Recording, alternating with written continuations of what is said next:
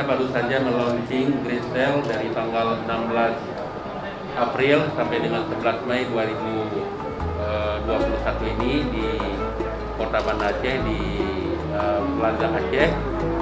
Great Sale ini tujuannya adalah yang pertama sekali memberikan kesempatan yang baik kepada masyarakat kita untuk berbelanja dengan harga murah, yaitu dengan diskon mencapai 70%. Kemudian kita harapkan dengan diskon yang tinggi ini akan meningkatkan daya jual bagi para pelaku usaha di kota kita ini.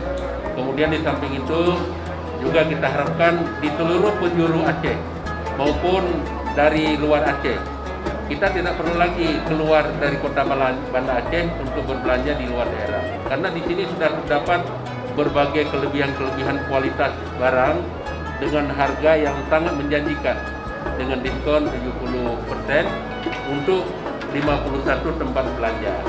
Kemudian di samping itu secara otomatis akan terjadi multiplier effect dengan ramainya akan berkunjung ke kota Banda Aceh, akan menghidupkan usaha-usaha lain seperti restoran, transportasi, dan juga perhotelan yang akan datang, karena daripada mereka keluar daerah lebih baik ke kota Banda Aceh. Kemudian juga dengan meningkatnya kegiatan-kegiatan di perhotelan, kegiatan di restoran, secara otomatis juga PAD Kota Banda Aceh akan terbantu di masa pandemi COVID-19.